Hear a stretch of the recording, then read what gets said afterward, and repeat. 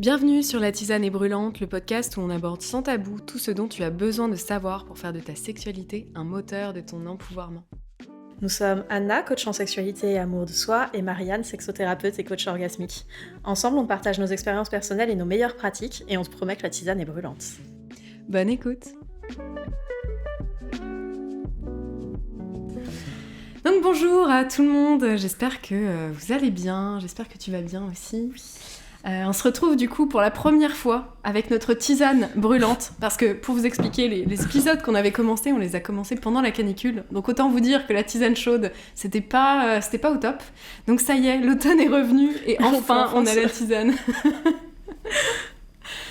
Donc aujourd'hui, on va parler de comment ne pas prendre le sexe trop au sérieux, parce qu'on en a un peu marre de tout ce qu'il y a autour du sexe et de ce truc de il faut que tout soit parfait et surtout très sérieux et il faut surtout pas rigoler pendant le sexe. Donc on avait très envie de vous en parler. Ouais, je pense que le vide qui laisse place à un besoin pour ce sujet, c'est qu'est-ce qu'on peut faire quand on n'est pas en train de faire de la performance finalement.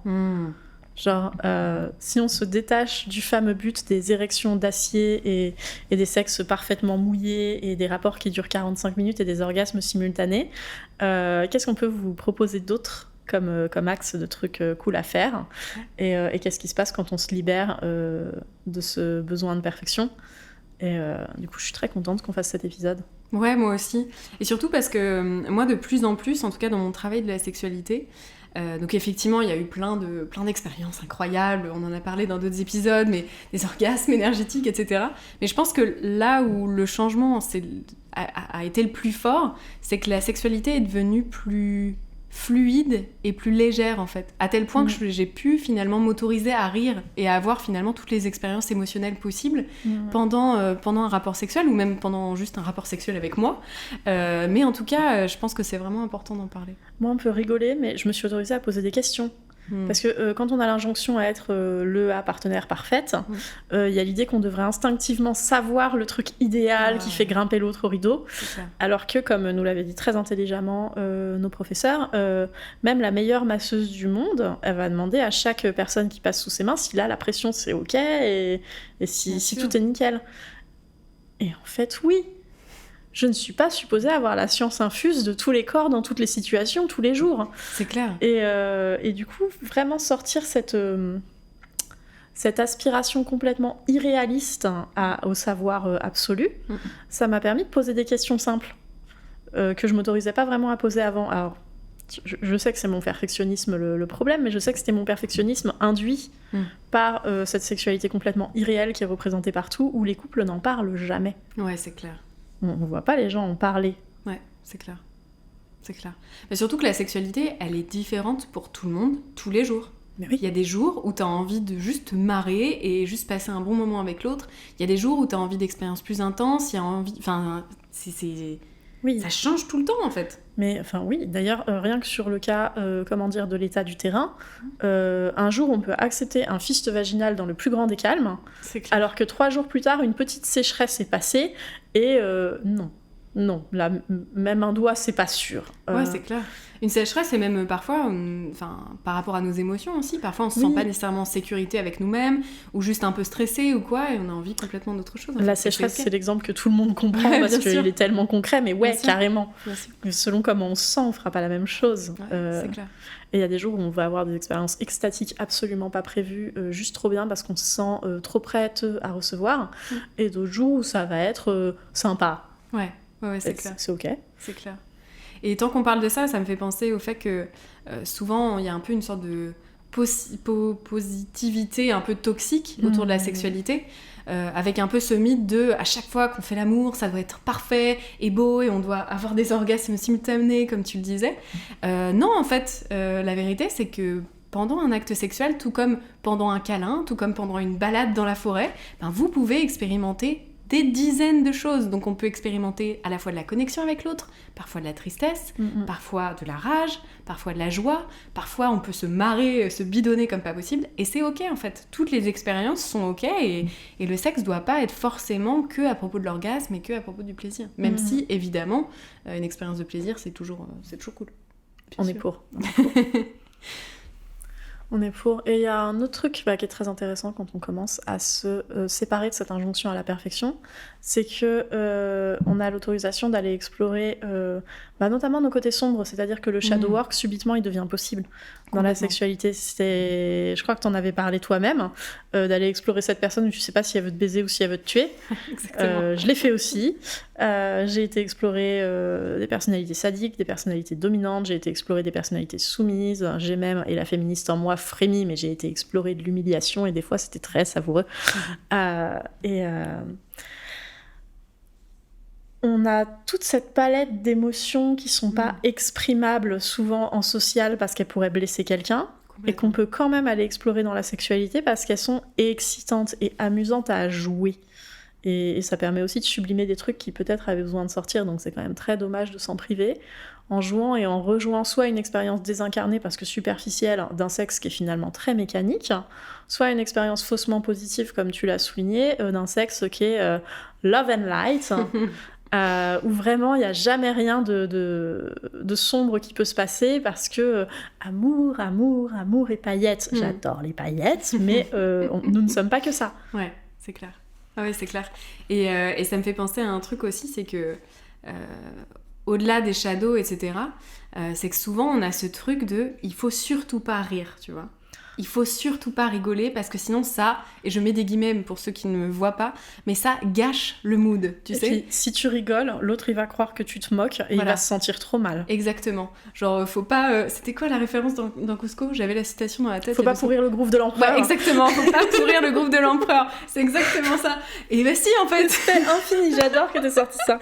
Et genre, exactement. En fait, il faut pourrir le groove de l'empereur. Oui. Et c'est ça qui rend les choses drôles. Il faut explorer 14 000 grooves différents. Exactement. Mais exactement. Carrément. Et moi, je sais que j'ai déjà eu des expériences sexuelles juste incroyables lorsqu'il y avait des fous rires, quoi. Donc, je sais pas si t'en as une en tête que t'as envie de raconter, mais même pas, en fait. Enfin, on a tous, je veux dire, les copains du bondage, on a tous dû dégager notre chat de la pièce parce qu'il était en train de courir après les cordes. Voilà, on a tous fait renverser le lubrifiant, on a tous baisé une paire de draps sans le vouloir, et si on n'en rigole pas, c'est bête, quoi. C'est clair. Moi, j'ai une anecdote... Pardon, excuse-moi. Je viens de me rappeler d'une copine qui a pété son lit il y a pas 15 jours. Oh, putain. Alors, c'était d'autant plus drôle qu'en plus, c'est un couple qui est ouvert. Et du coup, on pense qu'elle l'a pété avec quelqu'un d'autre qui allait un petit peu fort. Et son mec était là. Et en fait, il regardait vraiment le truc se passer en se disant « Le lit va jamais tenir ». Le lit a tenu. Et 2 jours après, il s'asseye sur le lit et paf, il y a tout qui tombe. Oh la vache. Et fou rire. Bah ouais. Et fou rire, évidemment, tu vois. Et je sais bien que c'était pas pendant un rapport, mais c'est le rapport qui les a fait rire, en fait. C'est de se dire, on avait bien raison, il y allait comme un bourrin. C'est clair. Ouais, c'est clair.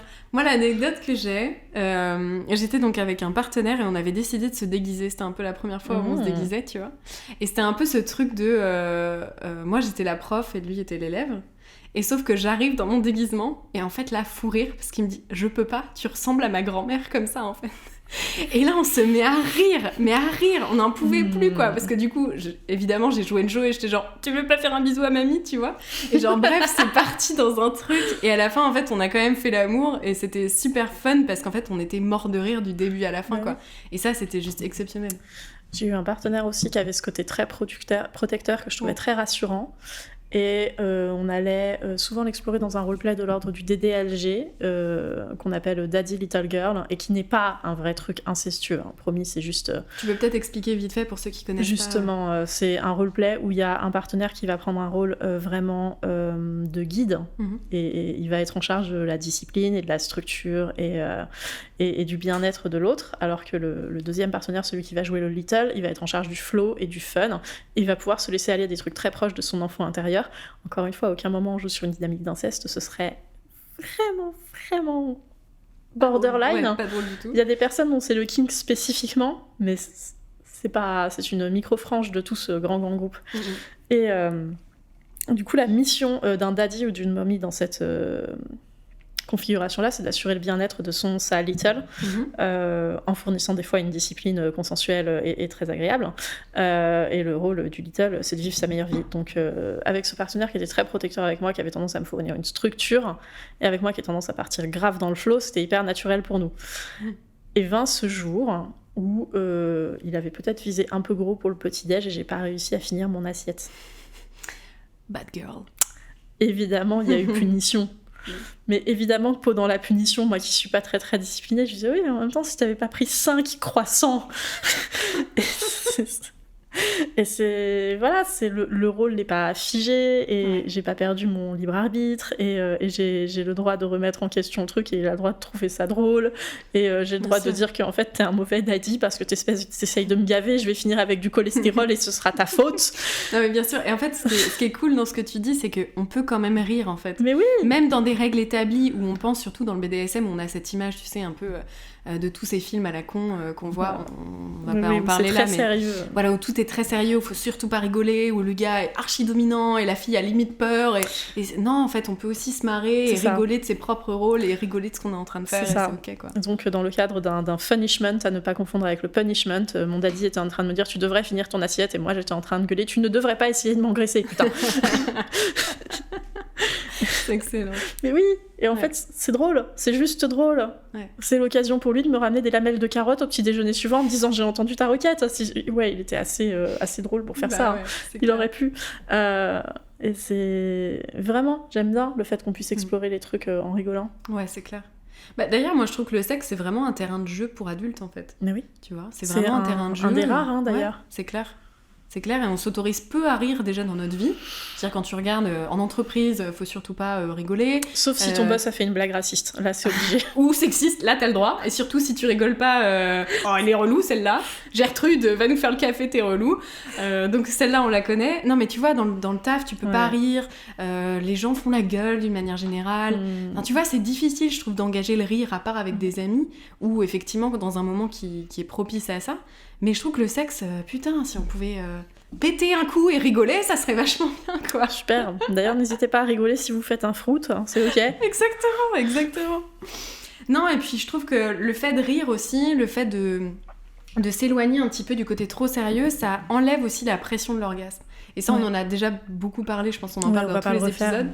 Mais c'est super important, je pense, de se dégager de cet objectif à tout prix de « il faut qu'on jouisse en même temps, il faut que qu'elle ou lui jouisse, c'est important ». Non, en fait, on s'en fout, quoi. Ouais, on va pas vous redire que l'orgasme, c'est pas le but. On vous dit que le rire, c'est un autre levier pour s'en détacher. Exactement. C'est cool.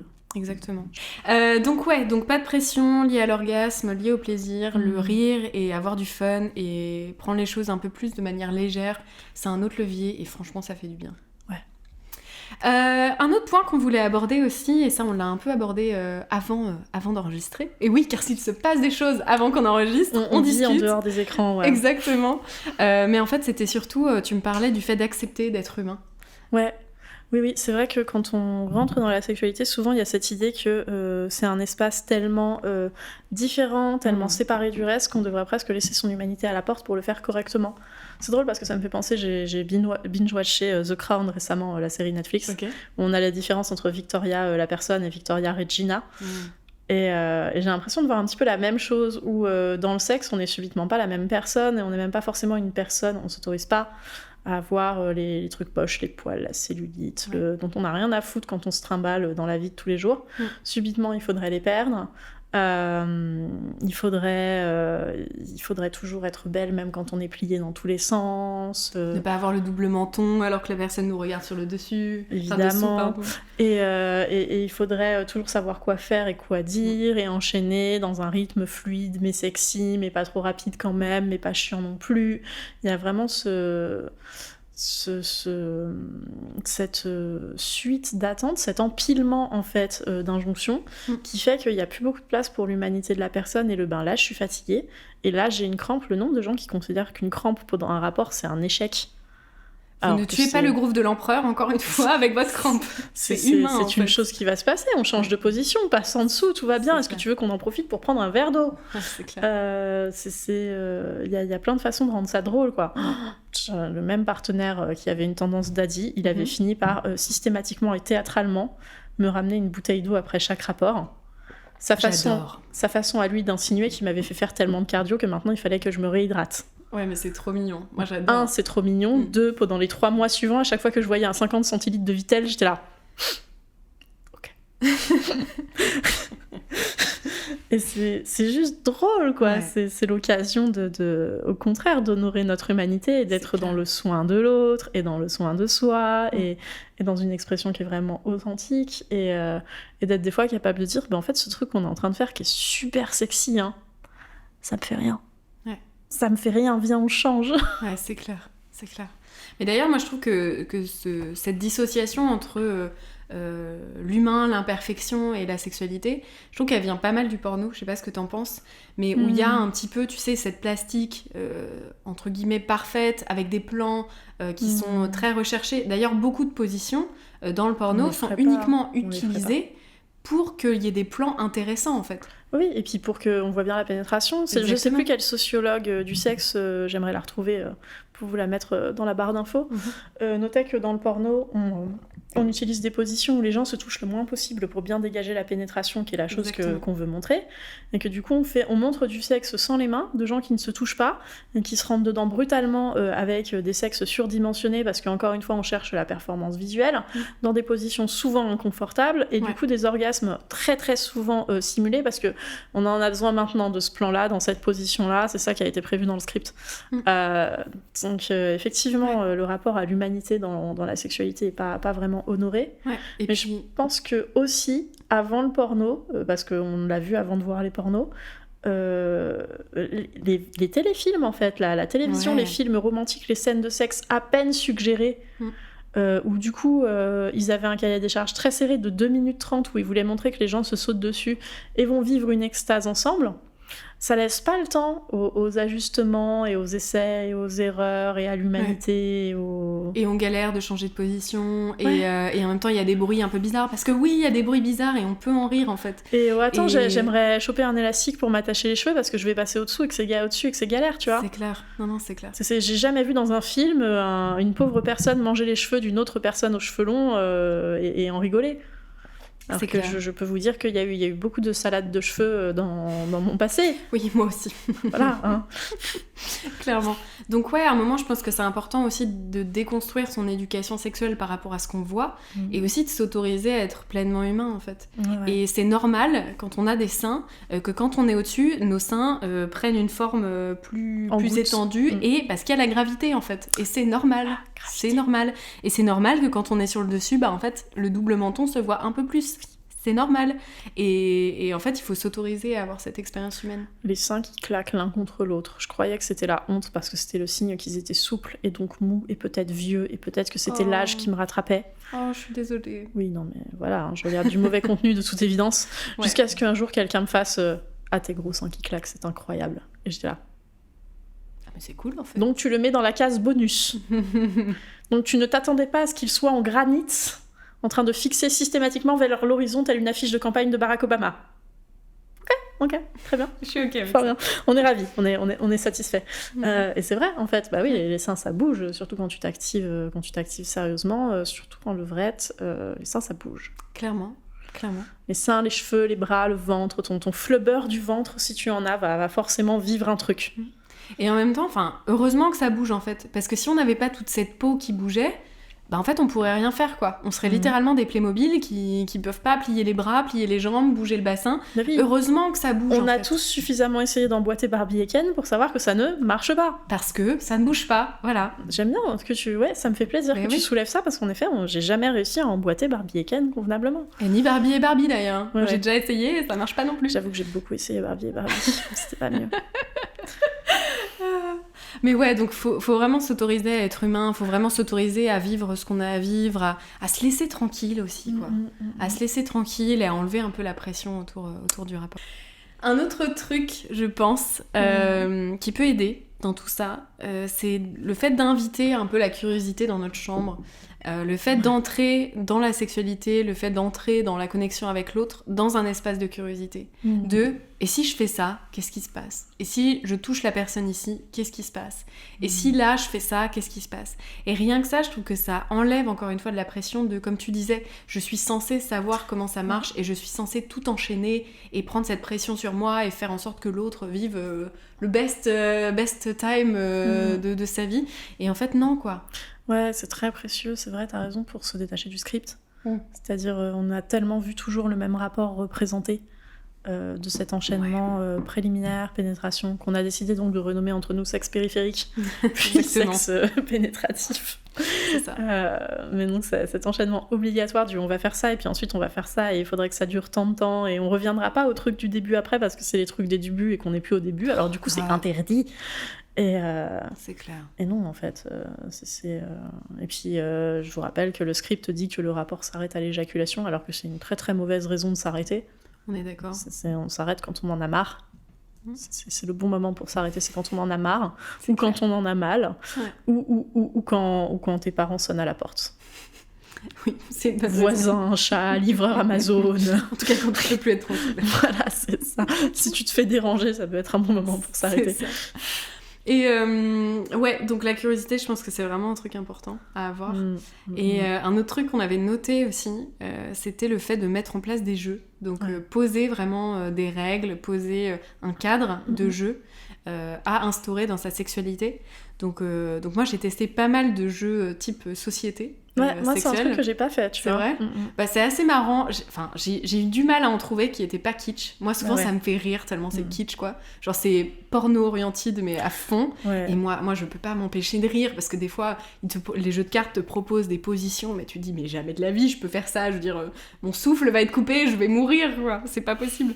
Donc, souvent, voilà, c'est plus un terrain où on s'amuse, où on rigole. Et moi, je sais que un truc qui me turn on et de ouf, c'est le fait de parler de sexe, en fait. Moi, si tu me parles de sexe, derrière, c'est bon, on peut y aller, tu vois.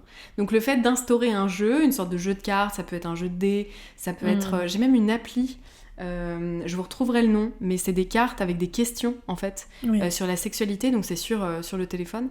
Et ça, moi, je trouve que c'est ouf, parce qu'en fait, à la fois, on s'amuse, ça nous excite aussi, et je trouve ça assez génial. Ça, c'est précieux. Ouais. Ça, c'est précieux. Moi, je vais dans des jeux, on appelle ça des scènes, on pousse un peu plus loin, où les rôles sont définis et où un scénario, même une ébauche de scénario sont mises en place, de la même façon que quand tu vas faire l'institutrice, même si accidentellement tu te retrouves en grand-mère. Ça nous arrive à tous. Et j'aimais bien ces jeux, en fait, ces espaces où on décide de prendre d'autres personnes et de les explorer et de mettre en place d'autres morceaux de nous, ou un morceau de nous spécifique, et de le pousser au max pour voir ce que ça donne. Complètement. Et on peut du coup rajouter des règles rigolotes, genre tu vas pas changer de position tout du long, sinon t'es puni. Hein, nous, c'est pas sinon t'as perdu, c'est sinon t'es puni. Ce qui n'est pas toujours une perte. Il y a des punitions très fun. Parfois on est content d'être puni. C'est vraiment punishment et punishment. Hein. On vit dans un continuum du ah non, quelle horreur, ah un peu plus à gauche. Incroyable. Ou comme le disait si bien Isma dans Cusco, un peu plus à l'ouest. Cusco, là, c'est les rêves, j'aime trop. Mais c'est une pépite. Grave. Elle ne mourra jamais. Et ouais, c'est vraiment moi ce que j'aime dans les roleplays, c'est cette ouverture sur le jeu, parce que peut-être des fois, en tant que moi, Marianne, c'est un petit peu plus difficile de briser le cadre, mais si je suis en train de jouer un archétype ou une autre personne ou une autre situation, je suis en train d'imaginer quelque chose d'alien à moi, peut-être qu'il y a des portes qui s'ouvrent qui seraient fermées autrement. Super intéressant. Ouais.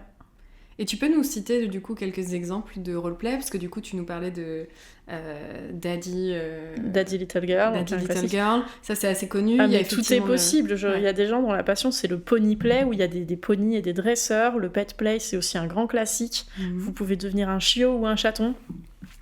Wow. Et avoir une propriétaire bienveillante qui s'occupe de vous avec joie et passion. Il y a des gens qui aiment des roleplays d'hypnose érotique, ça peut être très rigolo qu'une personne prétende vous hypnotiser et vous dire au fur et à mesure que tu suis ma voix, tu vas te détendre et te sentir de plus en plus réceptive à toutes les sensations. Et du coup, à la fin, tu deviens... soit tu deviens super horny parce qu'on t'a dit que t'étais super horny et que t'avais grave envie et que t'es genre insatiable. Soit tu peux te changer en poupée sexuelle et l'autre personne va pouvoir te faire tout ce qu'elle veut pendant un temps défini. Ça peut être très rigolo de jouer ça, du coup. Si vous voulez jouer à gendarme et voleur, à cow-boy et indien, médecin et patient. Voilà, j'aime pas les fantasmes d'oppression coloniale, mais on sait qu'il existe. Si vous voulez jouer au marin et à la sirène, mais genre, oui, c'est bon. Tout est possible. Même si vous êtes plus dans des un trucs... filet. On m'a encore empêché. Mais d'ailleurs, même des trucs plus fantastiques, hein, j'imagine... Enfin, moi, je suis très, très fan de littérature fantastique et de films fantastiques aussi, mais... Tous les ans, en octobre, j'ai ma phase loup-garou. Oh. Bah, c'est extrêmement sexuel, hein. C'est de l'érotisme. Vampire, loup-garou, tout ça, c'était de la littérature érotique. Hein. De base, la première nouvelle de Vampire, Carmilla de Sheridan Le Fanu, c'était un roman victorien lesbien. Hein. C'était une vampire qui s'attaquait à la jeune femme du château. Donc, extrêmement érotique. Et oui, on avait même acheté une sleeve, c'est-à-dire un toy qui est creux dans lequel un partenaire peut mettre son pénis, qui avait une tête monstrueuse. Alors après, on ne sait pas à quoi ressemblent les bites de monstres. Hein. C'est genre, il n'y a pas eu de recherche sur ce à quoi ressemblerait une bite de dragon, mais on peut imaginer, avec des couleurs de ouf et des formes rigolotes. Et du coup, octobre, c'était un peu la grande période de la sleeve. Et c'était drôle. C'est clair. Mais mets-moi de la musique de film d'horreur avec des coups de tonnerre et des portes qui grincent et je veux bien tomber sur un fantôme avec une grosse libido, moi, c'est drôle. Ah ouais, c'est clair. On va faire Halloween du sexe. Voilà. Je propose un Halloween roleplay. Voilà. Bon, et puis si à un moment le fantôme perd son drap, c'est des choses qui arrivent. Désolé le fantôme. Trop bien. Du coup, ça, c'était pas mal pour le côté à deux. Moi, j'ai aussi envie qu'on parle de tout seul, parce que je pense que sa vie sexuelle ne se résume pas qu'à plusieurs, clairement. En tout cas, pour moi, c'est très, très important de stimuler cette vie sexuelle pour moi. Et on peut aussi prendre du fun et ne pas prendre les choses trop au sérieux quand on est tout seul. Ouais. Et donc on peut explorer, on peut découvrir, on peut jouer avec les archétypes aussi. Je pense qu'on en fera peut-être un podcast dédié, mais jouer avec les archétypes globalement, c'est littéralement du roleplay, sauf que vous êtes tout seul et vous incarnez des personnalités qui apportent chez vous quelque chose. Donc ça peut être la sorcière, par exemple. Moi, j'adore incarner la sorcière. J'adore incarner aussi le serpent. Moi, c'est un archétype que j'adore incarner. Enfin voilà, il y en a plein. Vous pouvez incarner même la victime, la vierge. Il y a plein de choses que vous pouvez incarner. Et vous pouvez vous amuser avec ça. Moi, souvent, je me fais même ma playlist qui va avec. Je me fais une playlist vraiment qui est en accord. Tu vois, si c'est la sorcière, moi, je mets des bruits de forêt et tout. Et je m'habille d'une certaine manière. Et je m'amuse, ne serait-ce qu'à bouger, à marcher, à même danser comme une sorcière. Et ça, c'est juste hyper fun. Et c'est vraiment un moment de connexion et de jeu avec soi-même. Et je trouve ça super puissant. Mais comme on disait en préparant l'épisode, si tu veux faire du pillow fucking en passant en fond sonore la chevauchée des Valkyries de Wagner et te taper un moment de délire absolu et voir si en plus il y a moyen de gratter un orgasme, go for it. C'est genre, oui, et raconte-nous, par pitié, parce que ça a l'air très drôle. Est-ce que tu veux rajouter un casque à cornes et brandir une épée en même temps ? C'est ok. C'est genre, en fait, il n'y a pas de mauvaise façon d'aller s'amuser sexuellement. Si tout le monde est consentant et que tu te mets pas en danger, et même si tu te mets en danger en tant qu'adulte, c'est-à-dire, c'est un choix que tu vas faire. J'espère juste que tu le fais en conscience avec la trousse à pharmacie à côté. C'est clair. Mais vraiment. Et je pense que c'est super important, même dans le cadre du sexe malgré tout, d'aller alimenter un petit peu son esprit d'enfant. Parce que je pense qu'on est tous finalement des grands enfants. Hein. Et même tous les adultes, quand vous leur posez la question « Est-ce que tu te sens adulte ?» Globalement, tout le monde dit non. C'est très très drôle. Et en même temps, on essaie d'agir dans le monde comme si on jouait l'adulte, tu vois. Et ben laissons-nous être des putains d'enfants, quoi. Laissons-nous nous marrer et, comme tu dis, mettre un casque à cornes et crier genre Taillot, à l'attaque, et genre baiser un coussin. Et en fait, amusons-nous, quoi. Amusons-nous, et même tout seul, on n'a pas besoin d'être deux pour s'amuser. On peut aussi s'amuser tout seul. Moi, j'aimais beaucoup explorer la damoiselle en détresse avant d'oser aller l'explorer justement dans le BDSM et à des partenaires à qui je faisais confiance. C'était absolument à cette époque impossible pour moi d'imaginer que j'allais laisser quelqu'un m'attacher, jamais. Mais du coup, j'explorais le truc toute seule. Tu t'es attachée toute seule du coup ? Alors ça m'est arrivé, typiquement les chevilles par exemple, puisque tu peux le défaire facilement, il n'y a pas de problème, et de voir comment je me sentais, qu'est-ce que ça apportait, et c'est ok d'explorer, de bêta-tester finalement. Et je trouve que c'est même hyper empouvoirant de permettre de traiter la sexualité comme un truc qui vient de toi et que tu testes avec toi, plutôt que ça va nous fournir notre transition, je pense, que de le traiter comme une chose magique, mystique, qui te vient de quelqu'un d'autre, comme si la marraine, la bonne fée était descendue dans ta chambre pour te donner le don du truc. Ouais, c'est clair. Ta sexualité, elle émerge de toi, et c'est toi qui la vis, et c'est toi qui la drive, et elle est dans les mains de personne d'autre, en fait.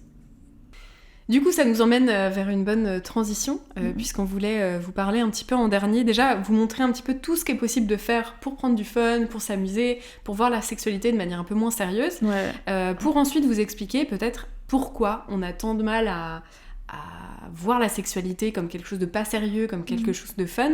Qu'est-ce qui pèse finalement sur la sexualité ? Et la première chose dont on a parlé, c'était, hors micro, c'était le mythe en fait de la pureté et de la virginité. Et comment tout ça en fait c'est tellement sacralisé que finalement ça nous pèse, quoi. Ouais, évidemment on peut pas parler du contrôle des sexualités et de la vision sociétale de la sexualité et de la reproduction sans parler religion. Ouais. Et vous verrez que beaucoup de religions, si ce n'est toutes, condamnent la sexualité hors d'un cadre posé par elles, nommément le mariage le plus souvent. Et à partir du moment où il y a ce cadre et où la sexualité, elle est réservée à une situation très très précise dans le cadre d'un sacrement, si on parle de l'Église catholique, quoique dans pas mal de religions autres aussi, on en vient à en faire un espèce d'événement fondateur de l'humain où il y a eu la vie avant et la vie après. Typiquement pour les femmes, pendant des années, ça a été le passage du statut de demoiselle au statut de dame. Ça nous amène sur un terrain où la sexualité, c'est une chose qui vous arrive et qui vous change profondément et qui vous dépossède quasiment de votre identité en tant que vous, qui est quand même dangereux. Outre ça, quand on en vient à vouloir contrôler la sexualité des personnes, on commence le plus souvent par la sexualité des femmes. On en vient à des attaques sur leurs droits reproductifs, sur l'accès à la contraception, sur l'accès à l'avortement, qui peuvent être extrêmement dommageables parce que, on le sait maintenant, les avortements ont lieu de toute façon, en fait. C'est juste que si c'est pas fait proprement dans des conditions médicales, ok, on en meurt. Ouais, c'est clair. Vraiment, ça c'est lourd, ça me pèse de penser que, parce qu'on a fait de la sexualité une chose qui est aussi dramatique et importante et qui doit être contrôlée, on refuse de l'accès à l'éducation et à des droits médicaux basiques et à la souveraineté sur leur corps à minimum la moitié de la population. Ouais, c'est clair. Ça me... C'est vraiment très très lourd. Et tu parlais aussi de religion, mais il y a malgré tout le rapport au péché.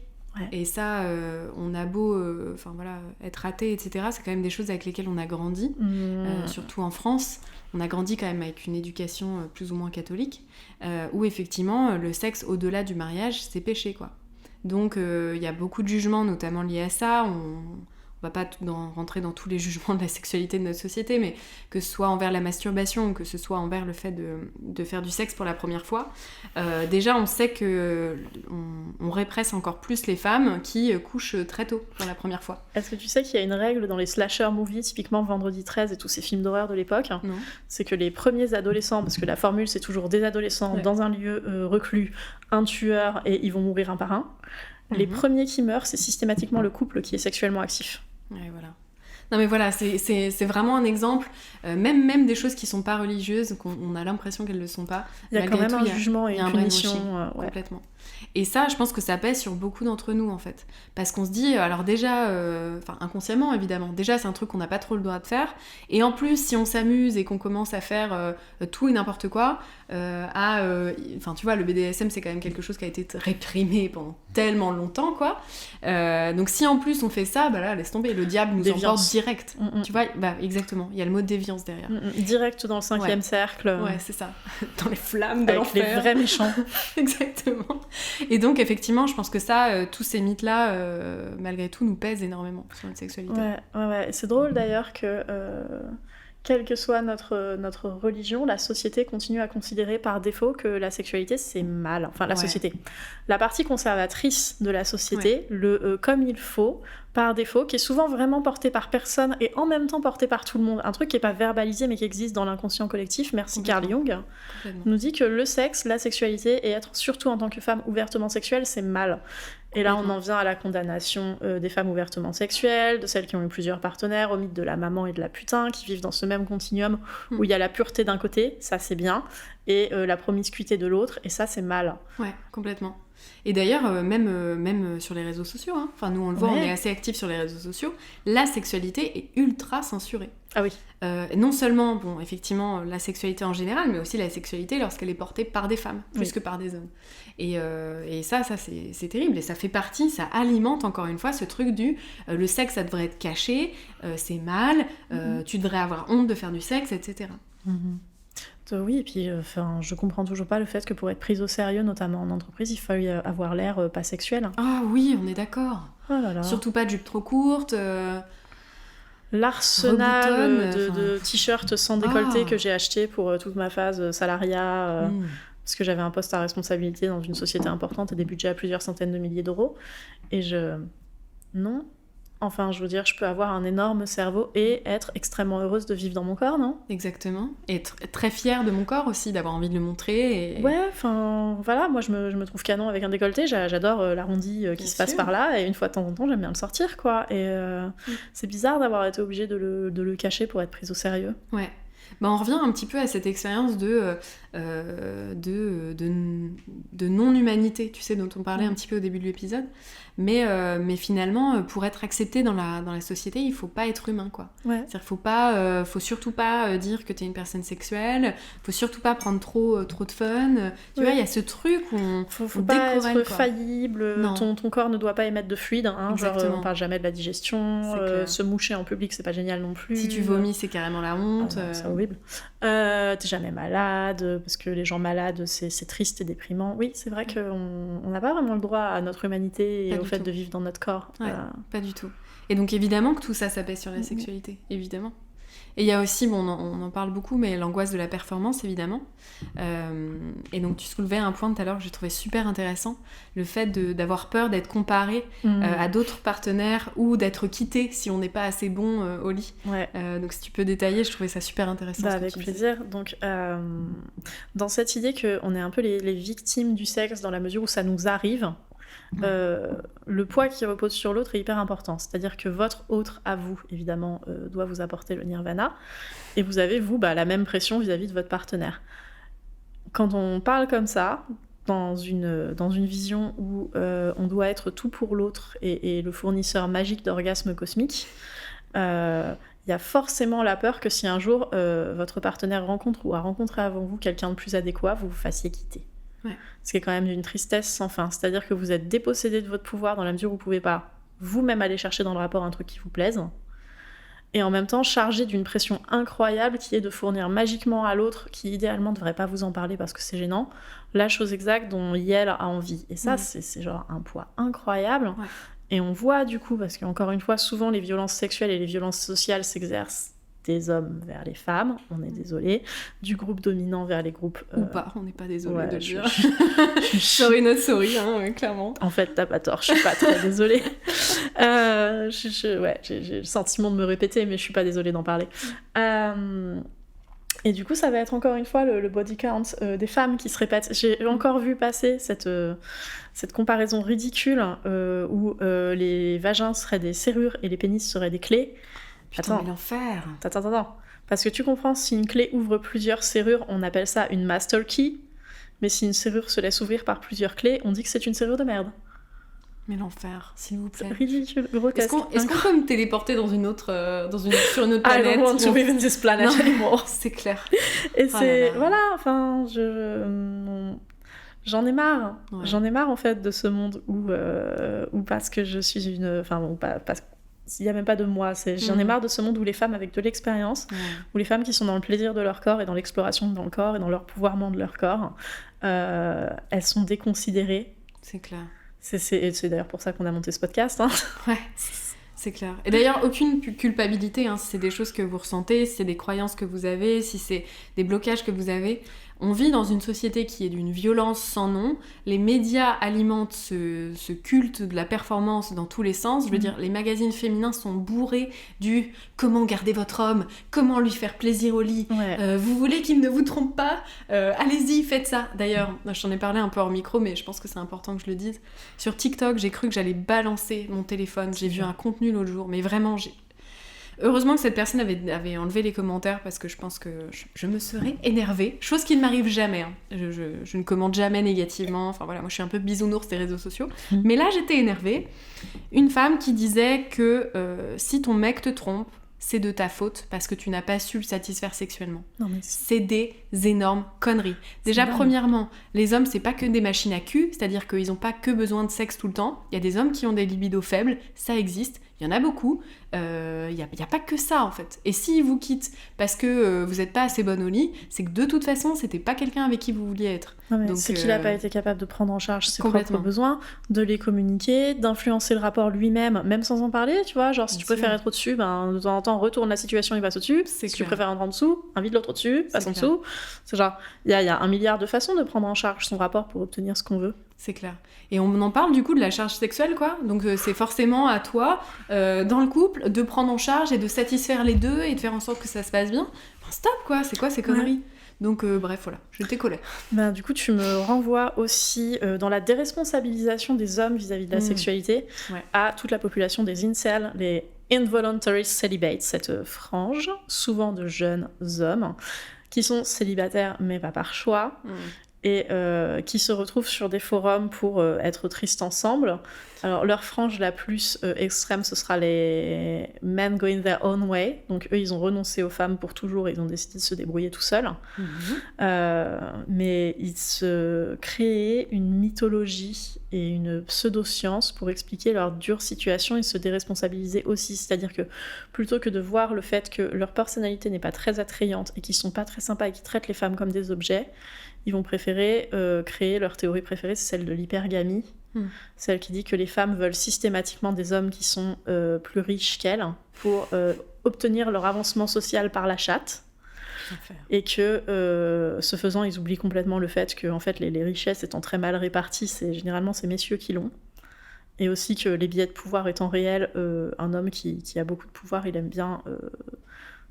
il est susceptible de bien aimer, c'est pas le cas de tous, s'entourer d'une femme qui dépendrait de lui, c'est rassurant. Enfin, un homme pas évolué, insécure, qui n'a pas fait son actualisation personnelle et qui ne se sent pas aligné dans sa puissance, ce sera très tentant pour lui de prendre une femme qui sera financièrement dépendante de lui. C'est genre... Mais les incels ont décidé que ce qui se passait, c'était de l'hypergamie et des femmes qui manipulent par leur puissance sexuelle et par leur contrôle de l'accès à la sexualité, comme si tous les hommes du monde disaient toujours oui et que toutes les femmes du monde disaient toujours non.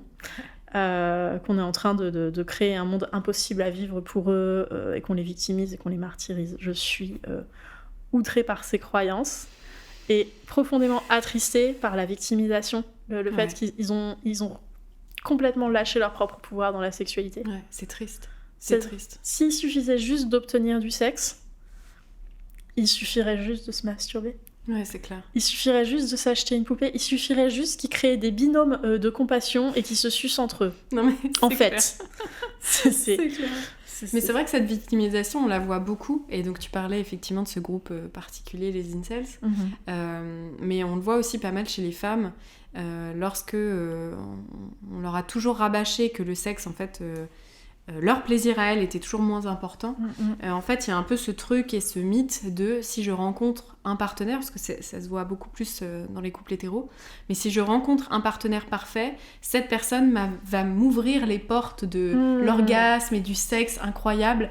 Et encore, si vous nous écoutez et que vous êtes dans cette position-là, encore une fois, il n'y a aucune culpabilité à avoir. On vous a rabâché ça en boucle, que ce soit dans les contes de fées, dans les dessins animés, à la télé, partout. Donc c'est vraiment pas de votre faute.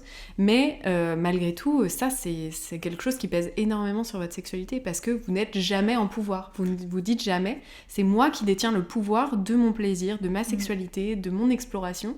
Et vous redonnez finalement ce pouvoir à d'autres personnes que vous. Quoi. C'est pour ça qu'on devrait tous prendre exemple du sexe entre lesbiennes, en fait. Merci. C'est-à-dire qu'elles ont 14 bits, certaines ont des paillettes, elles ne débandent jamais. Pourtant, on n'a pas besoin de les utiliser tout le temps, ce qui est quand même drôle.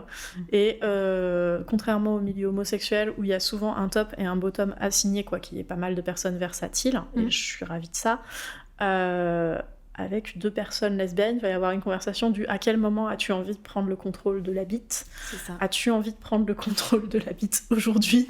As-tu envie de recevoir ?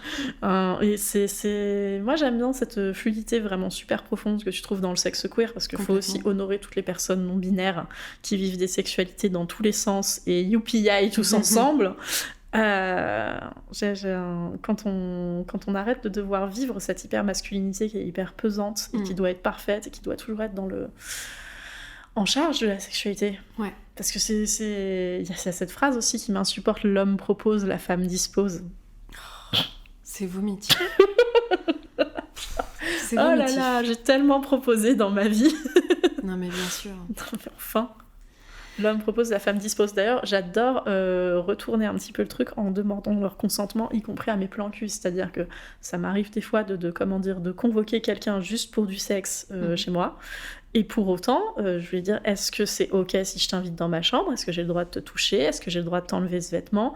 Et j'aime qu'il y en a qui me répondent, bah oui, évidemment. Et non, ce n'est pas évident, voilà. En fait. Et de les mettre par terre en mode, évident. bah pourquoi évident ? Genre, à quel moment, tu crois que t'avais pas le choix ? On est parti du principe qu'à partir du moment où j'ai une vulve, tu veux forcément rentrer dedans. Ça me semble assez déshumanisant pour toi. Tu veux qu'on s'arrête et qu'on en parle. C'est clair. Bon, ça les retourne un peu, mais ça me fait rire. J'ai l'impression de servir la cause aussi. Mais oui, parce que en plus, c'est vraiment une manière aussi de reprendre le pouvoir sur sa sexualité, parce que aujourd'hui, le consentement, on l'oriente beaucoup.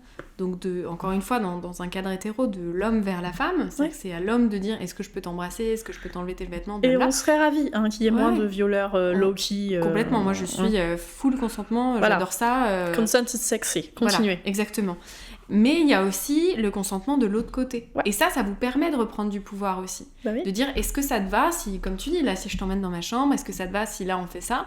Le consentement, c'est des deux côtés. Et ça vous permet aussi de reprendre un petit peu le pouvoir sur votre sexualité. Quoi. Ouais, grave. En fait, un truc hyper libérateur pour beaucoup d'hommes qui se sentent pas vraiment au contrôle de s'il y a du sexe ou non dans leur vie, c'est de se rappeler qu'ils ont le pouvoir de dire non. Mmh. Merci, clairement. Bon, je pense qu'on peut s'arrêter là. Je pense qu'on a fait le tour.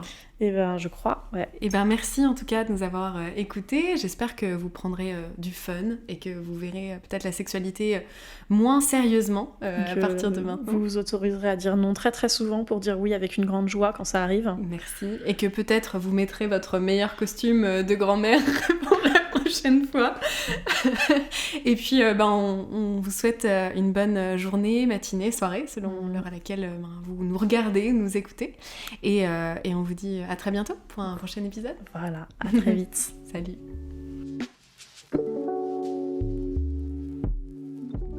Merci d'avoir passé ce moment avec nous. Si l'épisode vous a plu, n'hésitez pas à nous encourager en partageant le podcast autour de vous ou en mettant 5 étoiles sur votre plateforme d'écoute préférée. Si vous souhaitez poursuivre votre voyage avec nous, vous pouvez retrouver tous les épisodes et également des contenus bonus exclusifs à l'adresse suivante, allmylinks.com/lteb, que vous trouverez en description. Si vous souhaitez travailler avec l'une d'entre nous, vous pouvez nous rejoindre sur nos réseaux sociaux respectifs ou suivre les liens en description. À très bientôt pour le prochain épisode.